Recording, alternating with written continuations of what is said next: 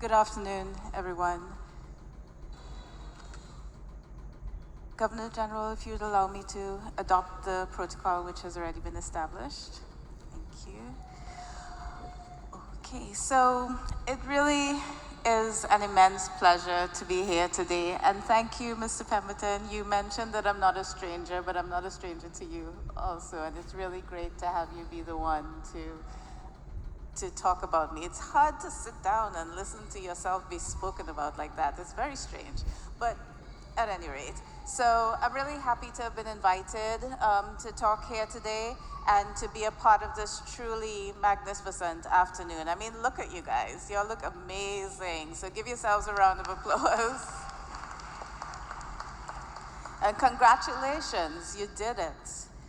Years of sacrifice, hard work, sleepless nights, they've all led to this day. I know that you didn't do this alone, okay? There are probably people sitting in this room or outside in the overflow, watching it online, or just here in spirit, who have been instrumental in helping you to get to today. But right now, just for a few seconds, I want you to just breathe this in, to tell yourself, to acknowledge that you have worked hard, that you have accomplished this, that you have got here. Just really let it sink in and thank yourself here this afternoon. My aunt told me once, when she asked me to speak at her 60th birthday celebration, she said to me, make sure you prepare, because she knows me.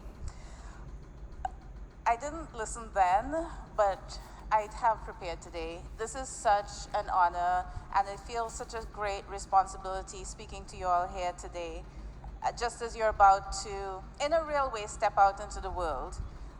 I felt this responsibility, even as I know that there's a good chance that you're not going to remember a word I say.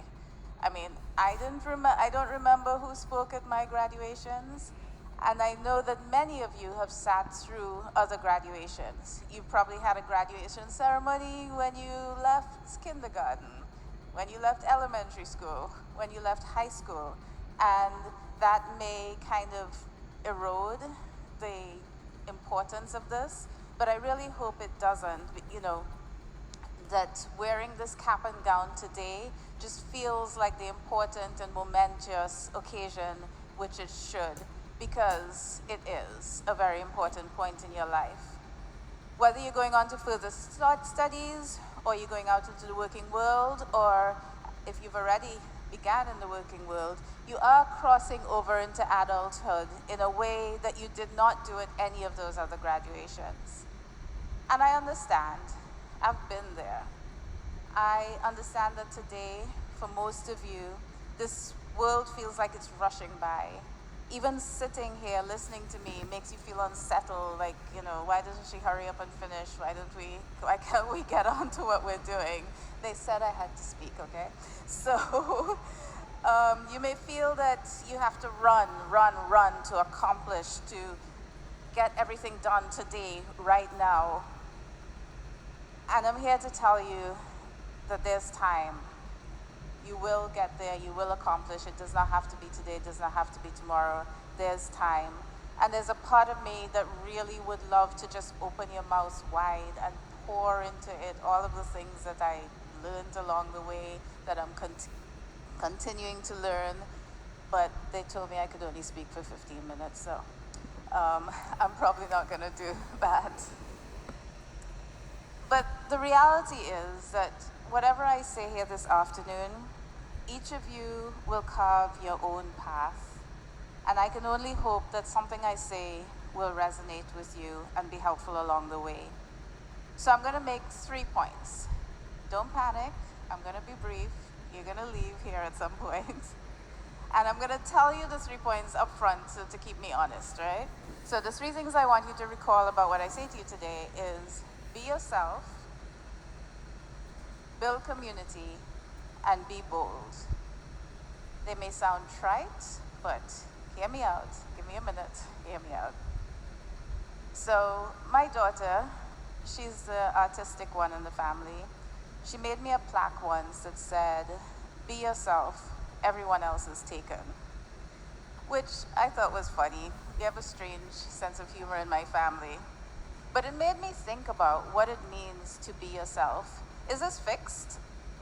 Am I on a path that once I start down that path, that's just who I'm meant to be? When I sat in your seats, I won't say how many years ago, I thought I knew who I was and what I would become. I planned to study accounting and economics, and I really pushed hard to get to a point where I could do accounting and economics. And boy, was I wrong.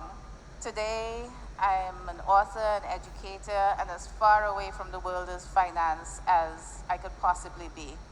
I'm still the same person in a fundamental way, but being yourself is active. It's not passive.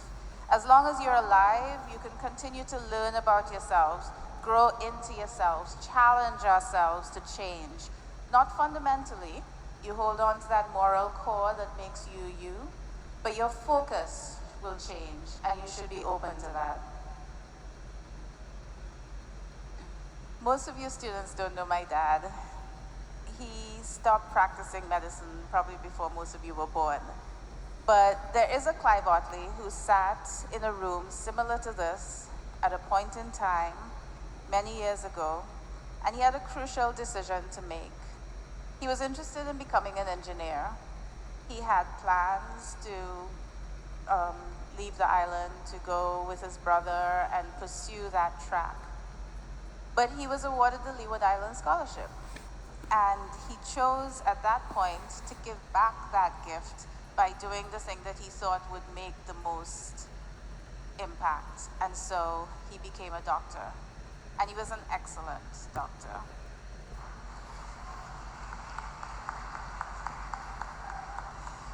Okay, so maybe some of you do know him after all. But the point of this story, right, is not what you think. I'm not suggesting that you should sacrifice your desires, your passion for the greater good, because my dad didn't, not really. He was an excellent doctor, yes, but he kept his core principles, stood his moral ground, remained himself, but he also followed many other passions. He built radios, he built everything, he built furniture, he taught himself how to code, he developed software that became very important to many businesses in St. Kitts and Nevis. The point of the story is that who you are will rise to the surface and you should follow it. The point of the story is that yourself can be more than one thing, and whatever you choose to do tomorrow does not have to be what you choose to do forever. The point of the story is that although you come from a small island, you've been raised on a small island, you have the capacity to achieve amazing things. You have the foresight to come up with new ideas. You have the ability to become leaders in whatever path you take. The self that you choose to be, it has no boundaries. You're all a little luckier than me when I sat there in an important way. These devices that we carry in our hands all the time, they probably made you all, oh no. Well, I was gonna say maybe they said you couldn't bring them, but you could. They're not perfect.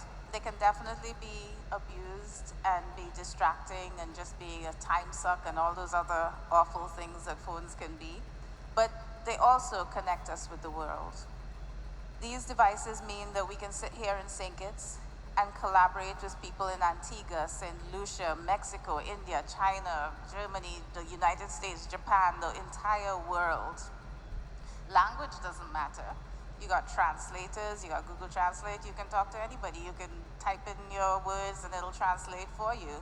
So we can communicate ideas, and we can build and build and build a better world, build a better you, build yourself into the you that you can become.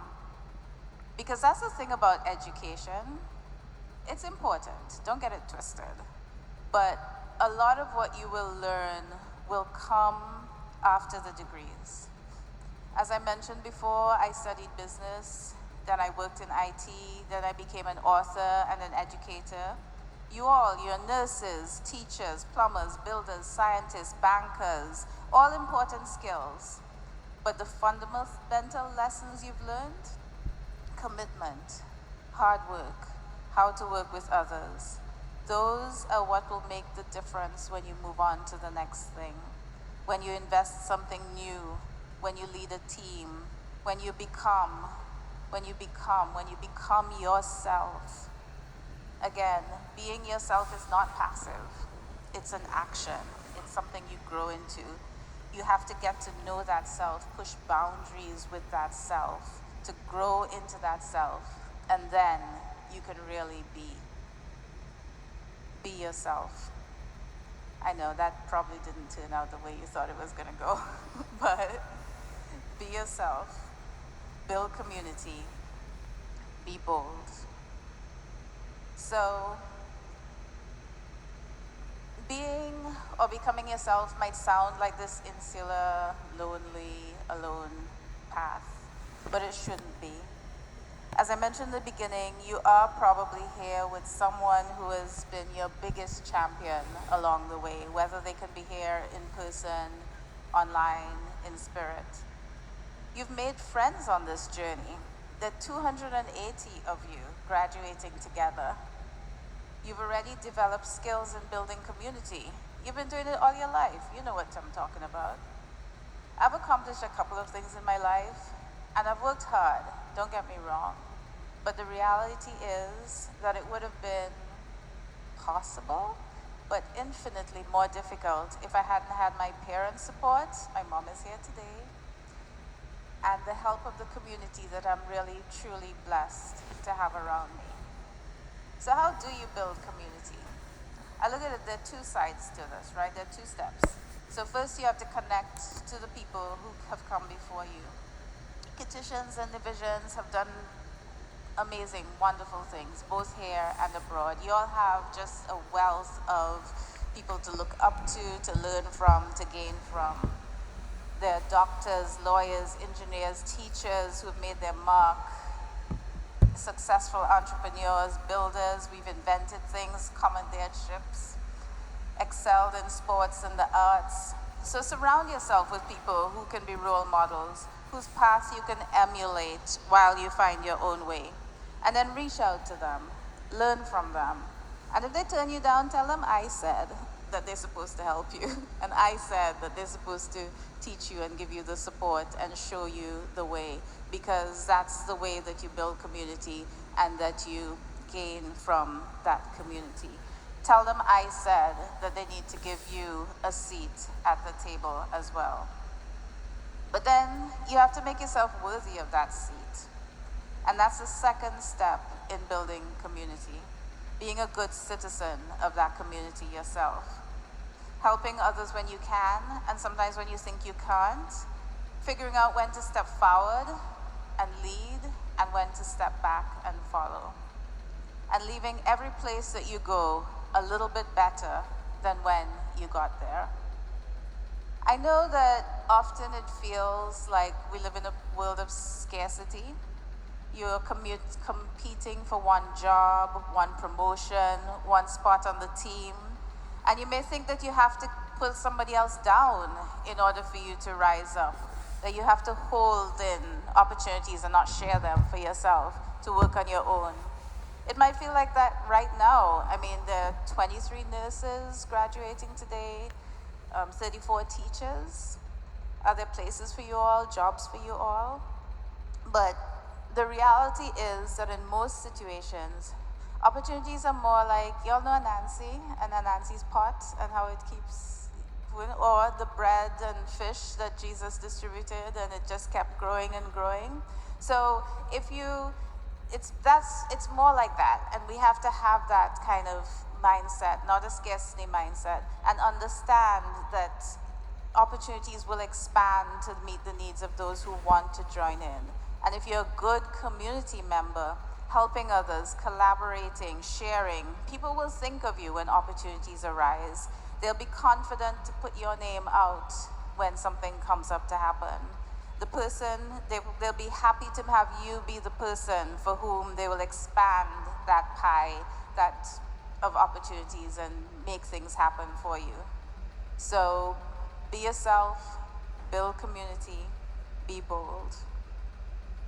So I'm gonna end here by saying, well, wrap up a little bit by saying, you may have heard the sentence or the saying that no is a sentence, and it's very true. So if you haven't heard it before, I'm gonna tell you now, okay?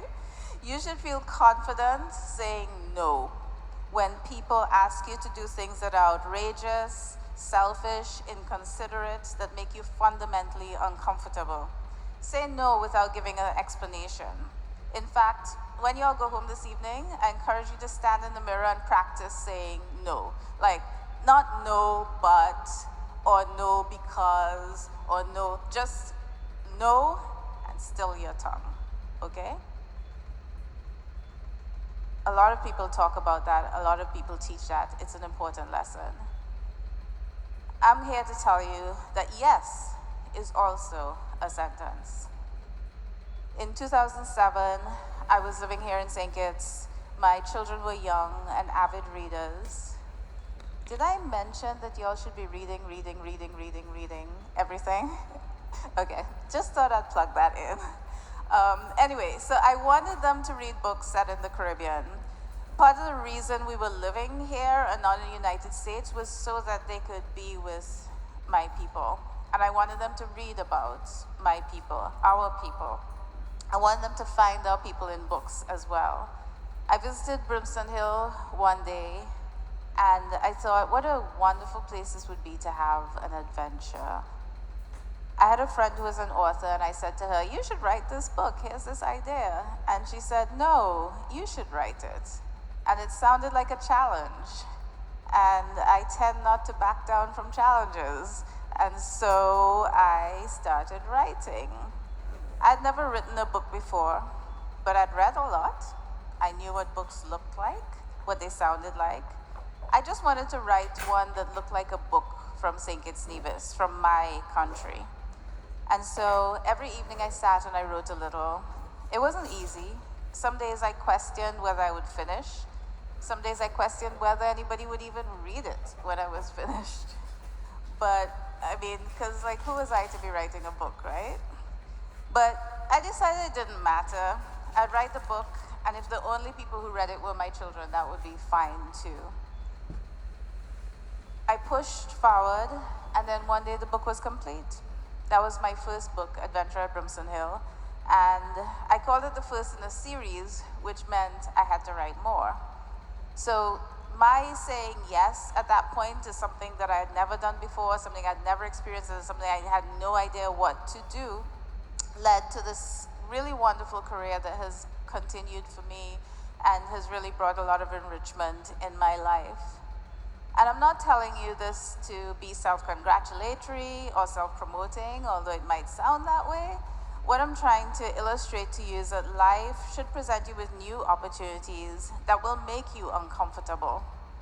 Not because they're ill-advised or reckless, but because you haven't experienced or considered or imagined them before. Experiences that will require you to go places you've never been, to use skills that you didn't think you had. One of the benefits that we have of living on a small island is that we have to make our own opportunities. So it's really important that we say yes, to the things that take us above and beyond. Say yes to the things that make you feel terrified and afraid to step forward. Say yes to big ideas, to challenging yourself, to growing, and to becoming.